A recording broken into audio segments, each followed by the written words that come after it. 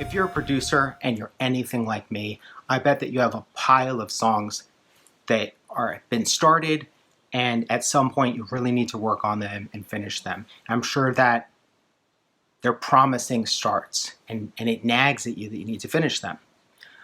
But again, if you're like me and you've got other obligations, like I have a full-time job and I have a family, there's only so much time to work on music. And so the finishing requires getting in a mind state that might require some time. It requires getting into that problem-solving mind state of figuring out how you're going to expand or wrap this thing up. So a lot of the time, it's easier just to start a new thing. Even if you convince yourself, like, oh, I'm just going to sketch or play, pretty soon you find yourself deep into yet another song, which on the one hand is great, but on the other hand is a problem, because if before you started that you had 6 songs you need to finish, now you're up to 7. And if you continue to do that, soon you're going to have 20, 30, 40 songs that need to be finished, but you're not in the zone to do it, so you just keep starting more and more. Now, on the one hand, great problem to have, but on the other hand, each one of those songs, each time you think, this is a thing I need to finish, you get another one of these little agreements or obligations in your head, and it nags at you. And it is possible that it just gets so overwhelming that you just take a break, or you feel burnout because you kind of can't handle dealing with this volume of stuff. Maybe you just throw your hands up in the air and you say, I'm done. I can't deal with this. Maybe you decide, oh, I can't finish things. And that might be true. But maybe the reason you can't finish things is because now you have so many things to finish. So what I want to get into here kind of quickly is, how can you productively explore, play, create without doing that thing where now you have more and more songs to finish? How can you take your instrument, it being the studio or the app, how can you create edges so that you are researching, not writing? And for people who play traditional instruments, I think that this is really normal to do. If you play a guitar and you just are kind of jamming on it, you're not necessarily writing all the time.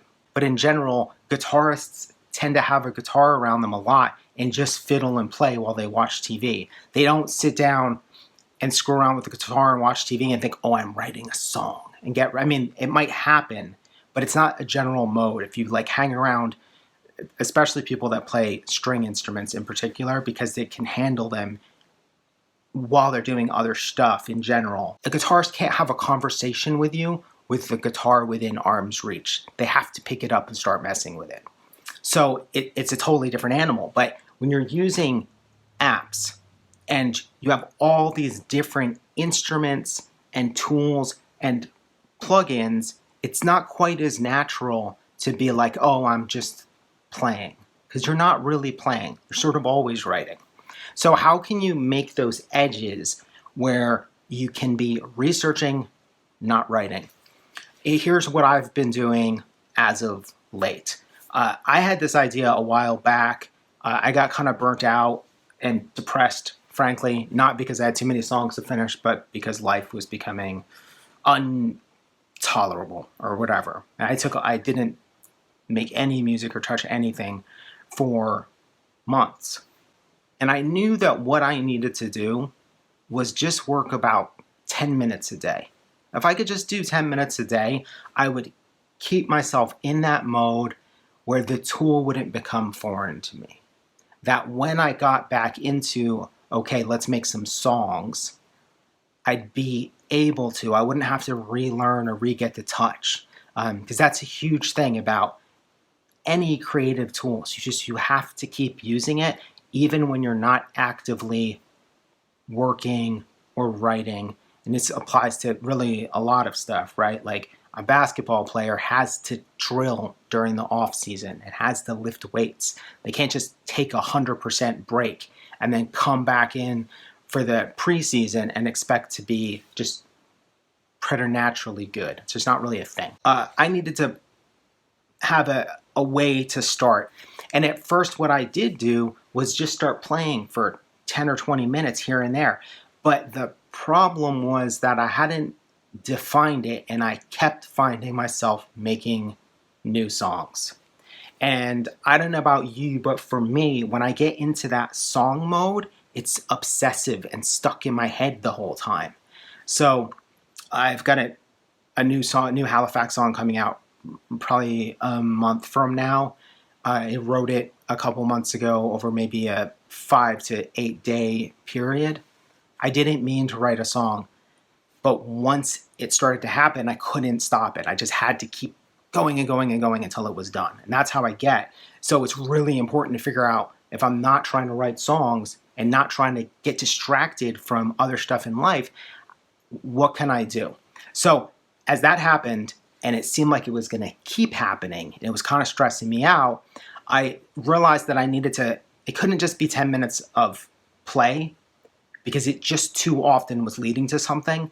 It needed to have hard, fast rules. And so what I started doing, which was inspired by some stuff I noticed that my kids did when they played with the app that I use, is initially I was just going to make a drawing. I was just going to program drums or synths and just make a drawing. But instead I decided just to make a text image. So whatever my mood was at that moment that I was going to do my 10 to 20 minutes of exploration, I would just type in a pattern that said, whatever, frustrated, basically in bitmap fonts where like each square is a pixel. Today I did stick to the plan. And I would pick a drum set or a synth kind of at random and just start. And then once I had that, I would then build on top of it just to make it sonically interesting. So that might mean adding effects to it, or it might mean slowing the tempo down or speeding the tempo up. It could have meant, oh, I like the sound of this. What if I make the type different? Like, I would do uppercase, but what if I do uppercase and lowercase? Then what happens? Or what if I take the same exact instrument, but I flip the pattern so that now I'm drawing sideways? And what ends up happening is that by being stuck in, this is the thing I'm doing, and I'm going to be a purist about it, I'm not going to violate the edges, it made it much easier to stop.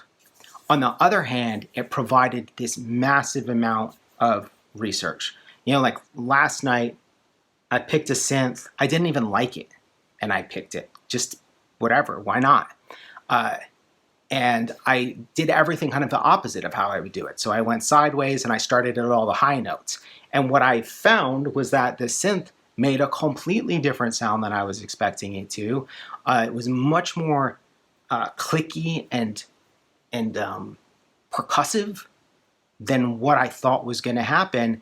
And then when I started adding in effects to it, I was like, okay, this thing has a lot of possibilities. It has a possibility both as like a sonic thing to bring into other songs that I might be working on, and it might just be the start of a song.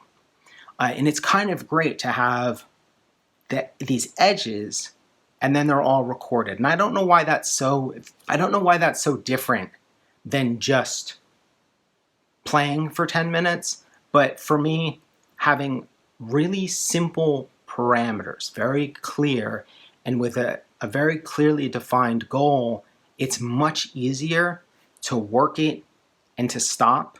And it's much easier to work it when I'm not liking the results particularly. So there's a lot of stuff where I learned something in the doing of it, whether it be the instrument I picked out or the tempo or whatever, but I don't like the thing that I made. But I have that thing now as a document of, okay, I can apply what I learned here later when I get into a writing mode.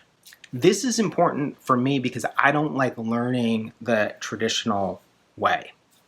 I don't like to learn about theory or rules or the right way to do things. So, in order for me to learn stuff, I have to learn through doing it. And I find that if I can isolate my activity down to a very simple, clearly defined activity, all my attention goes into that and it's much easier to learn things. I find that when I start getting into a song mode, I can definitely learn stuff, but I don't learn it in the same way and not as rapidly. So the thing that's really exciting for me right now is if I go through all the stuff I've started over the last, I don't know how long it's been, 5 weeks maybe, of doing one of these almost every single day, there's tons of ideas, tons of stuff that can feed other songs, tons of stuff that can start songs.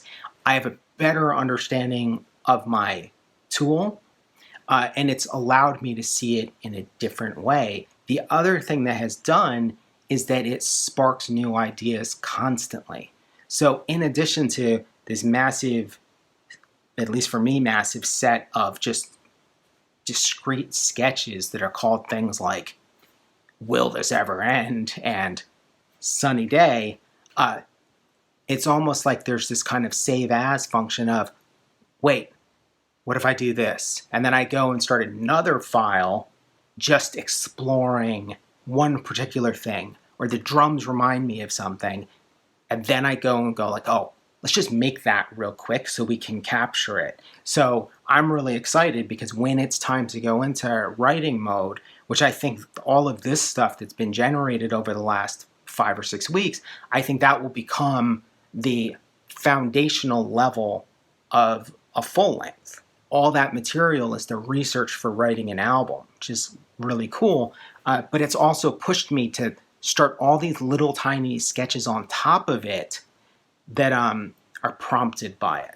So that took longer than I wanted it to. I hope that that is helpful. Like, define a simple activity, set some kind of edges around it, some kind of parameters. The thing that happens is the more rules you apply to an exercise, the less time you need to do it. And I'll say one other thing. My training is as a graphic designer, and I've taught graphic design classes since 2008. One thing I do is a lot of these in-class projects that are really, really fast. Sometimes it's an exercise for 10 minutes. Sometimes it's 20 or 30 or maybe even an hour. And it freaks people out when I say that we're only going to spend 10 minutes on something. And what I find is that if I have a ton of rules that cut down just a lot of decision making, predetermined format, predetermined content, maybe predetermined colors, and then I have a really tight time frame, people can get a lot done and they can learn a lot. They learn because they're so focused on the elemental procedures, and because they're not thinking about all these other decisions, it highlights the basic things that can be done with less material. You know, if you are in a position like you could be working 2 jobs right now, and you really don't have more than 15 minutes to a half hour, who knows, maybe 5 minutes, but you don't have very much time of focused, alert, obligation-free time, then set a really simple experiment. 1 instrument, 1 BPM, and you got 5 minutes to see, just to make something in that time. Every day you do that, you'll build up this thread over time of the things that you've learned and applied to it. You know, or if you decide like, I'm going to make a pattern first, I'm not going to play it, I'm just going to make a pattern, and then I'm going to start putting in it, the instrument. And then, you know, one of the things that I end up doing is if I like something and I'm like, maybe it's got an interesting rhythmic pattern because of the word that I've drawn in there, I might duplicate that pattern 4 or 5 times and put a different synth in every single one of them just to see what else might happen with it. You know, and that's an activity that involves almost no creative decision making, and it doesn't require time. It's literally copy, paste, switch it out. So even with a very little amount of time, if you can define edges and rules, you can actually explore really widely. I hope you dig that. If you have got any questions or comments, leave them. Make sure you subscribe.